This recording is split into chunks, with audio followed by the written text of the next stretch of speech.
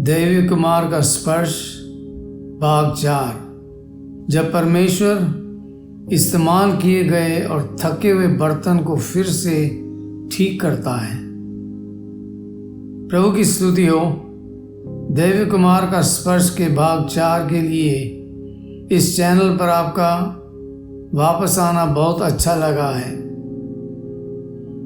हमने पहले ही देखा है सम्मान का पात्र, दया का पात्र, चुना हुआ पात्र, और आज हम कुमार के घर में अपनी यात्रा जारी रखते हुए हम स्वच्छ पात्र की जांच करते हैं। एक ऐसा पात्र जिसका उपयोग कभी सम्मान के लिए किया जाता था, लेकिन अब वह घिसा हुआ, दागदार, थका हुआ है और उसे मरम्मत की आवश्यकता हो ऐसा हो चुका है। लेकिन इससे पहले कि हम शुरू करें, मेरी पत्नी आएगी और मैं उदास, टूटे हुए दिल वाले और आत्मिक रूप से थके हुए लोगों की सेवा करने का परमेश्वर द्वारा दिया गया बोझ उठाते हैं। परमेश्वर के वचन के माध्यम से हम लोगों को दर्द से बाहर निकलने और उस किस्मत या जीवन की ओर बढ़ने में मदद करते हैं जो उसने उनके लिए योजना बनाई है। यदि आपको प्रोत्साहन, उपचार या परमेश्वर के साथ गहरा संबंध चाहिए तो आप सही जगह पर हैं। और कृपया इस वीडियो को लाइक करना, सब्सक्राइब करना और इसे किसी ऐसे व्यक्ति के साथ शेयर करना याद रखें जिसे आज कुम्हार के ठीक करने वाले स्पर्श की आवश्यकता है। आइए प्रार्थना करें। हे स्वर्गीय पिता, हम खुले दिल से आपके सामने आते हैं। हम आपके अटूट प्रेम और आपके कोमल हाथ के लिए धन्यवाद देते हैं जो हमें आकार देता रहता है।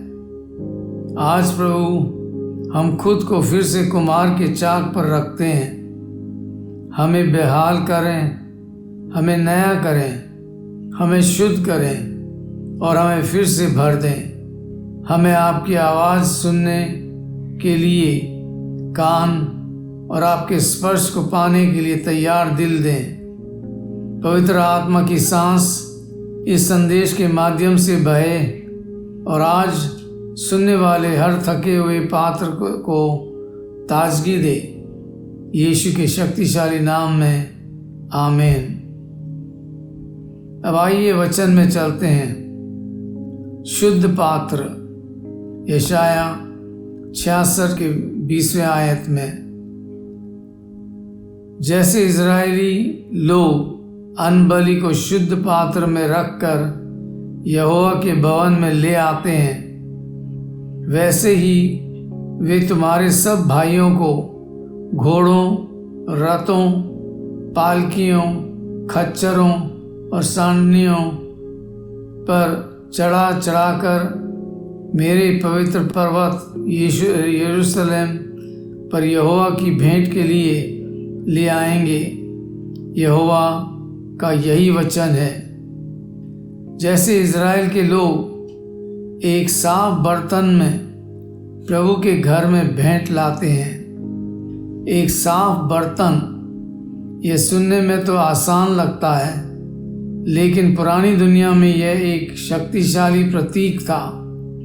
बर्तन असल में सम्मान के बर्तन के तौर पर बनाया गया था, जिसका इस्तेमाल रोज परिवार और अजनबियों या मेहमानों को पानी पिलाने के लिए किया जाता था। यह कीमती, उपयोगी और सुंदर था, लेकिन समय के साथ लगातार इस्तेमाल से कुछ होता है। इस बात को समझने के लिए मैं एक छोटी कहानी या घटना बताता हूँ। मुझे याद है कि मैं एक घर पर गया था जहाँ एक बूढ़ी दादी के पास एक सुंदर चायदानी थी। वह हाथ से पेंट की हुई प्यारी और शानदार थी, लेकिन अब वे उसका इस्तेमाल नहीं करती थी। मैंने उनसे पूछा, आप इसका इस्तेमाल क्यों नहीं करती? यह आपके पास सबसे अच्छी है। उनके जवाब ने मुझे हैरान कर दिया। ओ सिरिल, बहुत सालों के इस्तेमाल से अंदर देखो, दाग अब धुलते नहीं हैं, लेकिन एक समय था जब इसने इस घर की अच्छी सेवा की थी। बहुत से ईसाई उस चायदानी के तरह हैं, दागदार, पाप से नहीं बल्कि सेवा से। आइए हम साफ बर्तन की गिरावट को देखें। बाइबल इसे साफ साफ बताती है। अंदर गंदगी जम जाती है, जबकि अंदर की सतह पर एक परत चढ़ जाती है। किनारा खराब हो जाता है, जिससे वह सही या ठीक से डाल या उंडेल नहीं पाता। बर्तन टूट जाता है और उसकी सुंदरता फीकी पड़ने लगती है। फिर उसे कम इस्तेमाल के लिए घर के पीछे रख दिया जाता था। यह सब इसलिए नहीं होता कि उसने बगावत की, इसलिए नहीं कि उसने पाप किया, बल्कि इसलिए कि उसका इस्तेमाल हुआ है और इस्तेमाल हुआ है और इस्तेमाल हुआ है। आज बहुत से ईसाई इस गिरावट की प्रक्रिया के से खुद को जोड़ सकते हैं। क्या आपने ऐसी बाइबल देखी है जो फट रही हो? फटे हुए पन्ने, टूटी हुई जिल्द, ढीला कवर। लोग कहते हैं जो बाइबल फट रही होती है वह आमतौर पर ऐसे इंसान की होती है जो नहीं फट रहा होता, लेकिन कभी कभी वह इंसान ही फट रहा होता है, जबकि वह उस बाइबल का ईमानदारी से इस्तेमाल कर रहा होता है। मिनिस्ट्री का काम, परिवार की जिम्मेदारियां, काम का दबाव, सब कुछ इकट्ठा हो जाता है। बर्तन सुस्त हो जाता है, आध्यात्मिक किनारा चौड़ा हो जाता है, बहाव अनियमित हो जाता है, दिल सूखा हो जाता है और विश्वासी खुद को यह कहते हुए पाता है, मैं सेवा कर रहा हूँ लेकिन कुछ कमी है। यह साफ बर्तन है, एक ऐसा बर्तन जिसे मरम्मत की जरूरत है। तो परमेश्वर ने इज़राइल को साफ बर्तन के बारे में क्या सिखाया? क्योंकि कुमार जानता था कि सेवा पाप से ज़्यादा तेजी से बर्तन को गंदा कर देती है। पाप का पछतावा जल्दी किया जा सकता है, लेकिन जल जाना, थकावट, थकान, मानसिक थकान और आध्यात्मिक सुस्ती, इनके लिए पछतावा की नहीं बल्कि पुनर्स्थापित होने की जरूरत होती है। और परमेश्वर ने एक रास्ता बनाया। साल में कई बार इज़राइल अपने इस्तेमाल किए हुए बर्तन इकट्ठा करते थे और उन्हें कुमार के पास वापस लाते थे, और वे उन्हें 4 स्टेप की एक शक्तिशाली प्रक्रिया से पुनर्स्थापित करता था। सबसे पहला कदम खाली करना। पहला स्टेप आसान था लेकिन दर्दनाक था। बर्तन को खाली करना। अंदर जो कुछ भी था, अच्छा या बुरा, उसे बाहर निकाल दिया जाता था। कई ईसाई खाली करने से बचते हैं क्योंकि हम मजबूत दिखाना चाहते हैं, हम भरा हुआ दिखाना चाहते हैं। हम नहीं चाहते कि किसी को पता चले कि हम खाली हैं। हमें लगता है कि खालीपन मानना हमें कमजोर बनाता है, लेकिन कुमार उससे दोबारा नहीं भर सकता जिसे आप खाली करने से मना करते हैं। परमेश्वर के हाथों में खालीपन कमजोरी नहीं है, यह तैयारी है। कल्पना कीजिए कि आप प्रभु के पास एक कप लेकर जाते हैं और कहते हैं, प्रभु मुझे भर दो।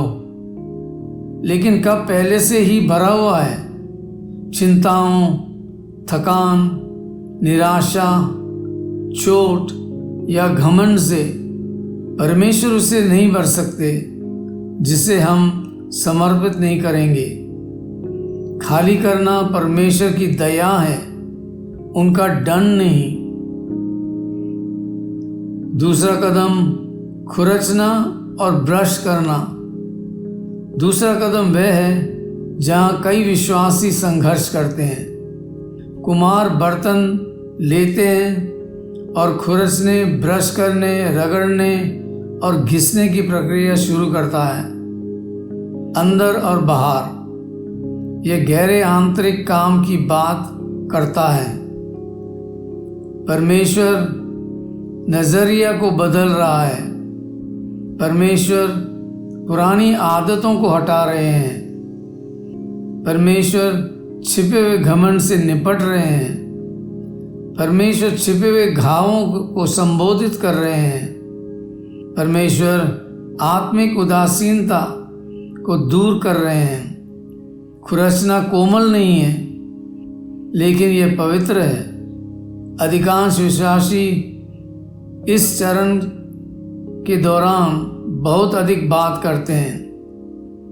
हम औचित्य देते हैं, हम समझाते हैं, हम बचाव करते हैं, हम परमेश्वर को प्रभावित करने की कोशिश करते हैं। लेकिन खुरचने के लिए चुप्पी की आवश्यकता होती है। परमेश्वर स्पष्टीकरण नहीं चाहते हैं, वे समर्पण चाहते हैं। तीसरा स्टेप, होठों को फिर से स्थापित करना। यह शक्तिशाली है।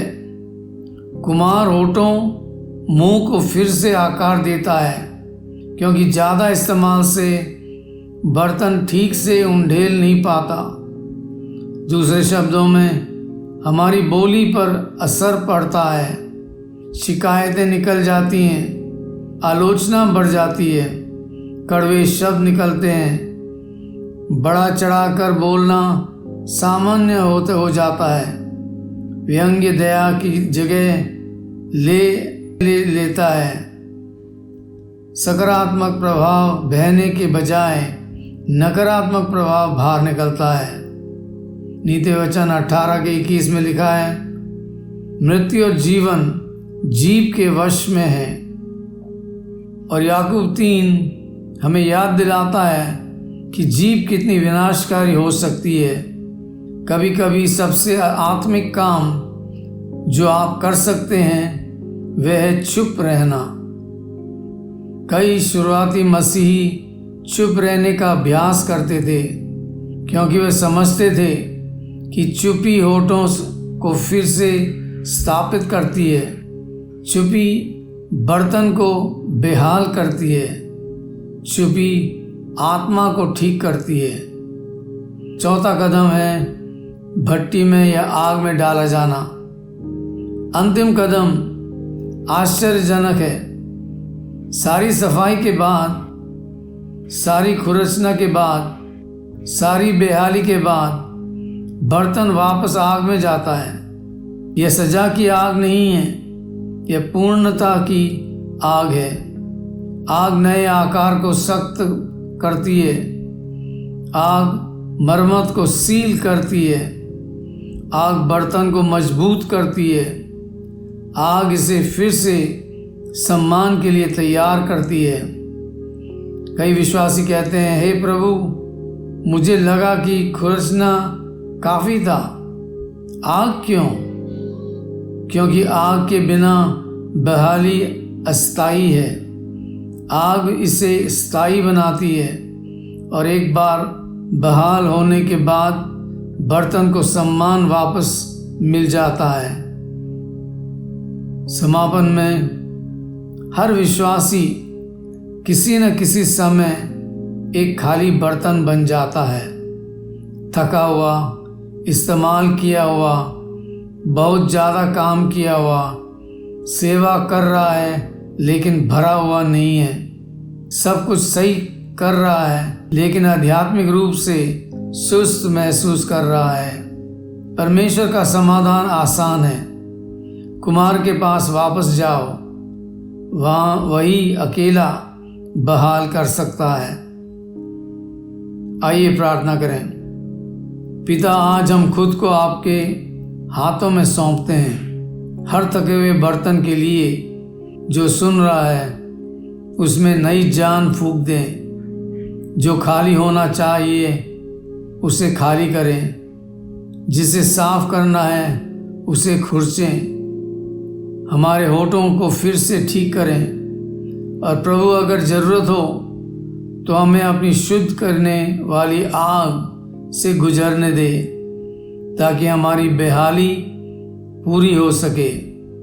हमें फिर से सम्मान के बर्तन बनाएं, भरे हुए, ताजे और आपके जीवन से भरे हुए यीशु के सुंदर नाम में, आमीन। अगर इस संदेश ने आपको छुआ है तो कृपया इस वीडियो को लाइक करें, चैनल को सब्सक्राइब करें और इसे किसी ऐसे व्यक्ति के साथ शेयर करें जिसे बेहाली की ज़रूरत है। आपका समर्थन हमें दुनिया भर में दुखी लोगों तक परमेश्वर की सच्चाई पहुंचाने में मदद करता है। सुनने के लिए धन्यवाद। प्रभु आपको आशीष दे। आमीन।